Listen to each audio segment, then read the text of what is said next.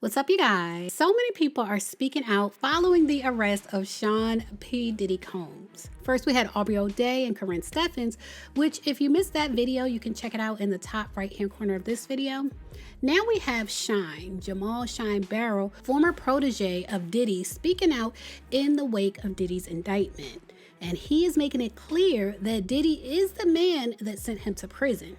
Diddy rounded up people to testify against Shyne, and he sent Shyne to prison. The girl that got pow-pow in the face that night has always said that Diddy was the one that pow-powed her and that Shyne pow-powed up in the air towards the ceiling. He never pointed at anybody, but he was the one that went to jail while Diddy went on to live his life. Shyne served a decade in prison and was subsequently deported to his native Belize, where he transitioned into a political career. So let's get into what Shyne said about Diddy's arrest in a recent press conference that was being held about issues in Belize. Shyne seemed to be trying to discuss the country's issues, but he was interrupted with questions about whether he was freaking off with Diddy. One of the things that I would never wish on my worst enemy is to be incarcerated or to be sick, to be bedridden. So I take no joy in anyone's challenges, whether with the criminal justice system or otherwise. But I just like to clarify, and you have to be truthful in the description of the relationship. This is someone who, in essence, testified against me when I was on trial, when I was a 18-year-old kid, just wanting to do nothing other than make my mother proud and make Belize proud and do what all of us want to do, be recognized for our talent and take over the world. I was defending him, and he turned around and called witnesses to testify against me, and he contributed. He pretty much sent me to prison. So that is the context by which you must always describe that relationship. Yes, I forgave, I moved on, but and you established a business relationship. No business relationship. We did not do any business. You said he helped fund your political enterprise. I said that. I said that he proposed to give the Howard Scholarship, which is what I do in all realms. I met with Adam Stewart in Jamaica. I met with Michael Lee Chin. Wherever I go and there's opportunity to better the people of Belize, I do that. But let us not pretend as if I was in Miami for Thanksgiving and Christmas. Well, I saw you spent a birthday with him once. I saw a birthday cake. I went again to do a charity event for impoverished youth in London. So let us not lose sight of what the cold hard facts are. This was not someone who I vacationed with and who he and I enjoyed this great intimate relationship of brotherhood. This is someone who destroyed my life and who I forgave and who I moved on, and for the better interest of Belize, because he was in a position at that time to give scholarships and to maybe invest.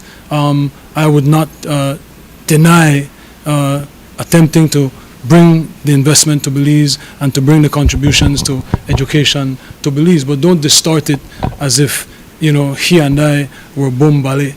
This is someone that destroyed my life, but do I take any joy or any satisfaction with what he is going through? Absolutely not. I had nothing to do with Sean Combs' personal life, no interaction, that level. Everything was strictly on a professional level. So you must have been shocked.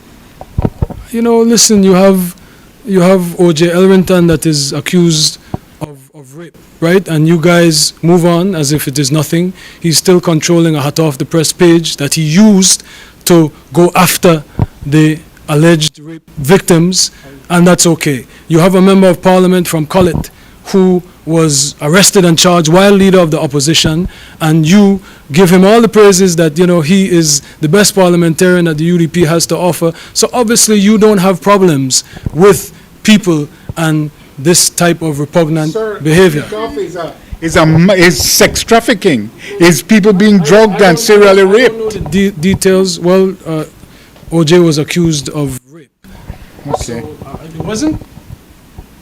Okay. It's not a fair comparison. He was accused. But what does that have to do? Sir, but Just like that has nothing to do. scale of events. Just like that has nothing to do with me. Mr. Combs has nothing to do with me. With Shyne acknowledging that Diddy used him as a fall guy, some of you may be wondering why Shyne performed with Diddy at the Bad Boys anniversary a few years back. The two of them had an on-stage reconciliation that was a big moment. Shyne explained in an interview with the Drink Champs in 2022 that over the years he got past what Diddy did to him. Shyne said, quote, "I don't really blame that on him now as much as I did then, because I did go through a stage of bitterness." He said, "In retrospect, I blame it more on the lawyers that were advising him because his lawyers were there to secure a not guilty verdict by any means. He's a $100 million corporation and they looked at me as the enemy. This is 20-something years ago. Puff is still relatively young.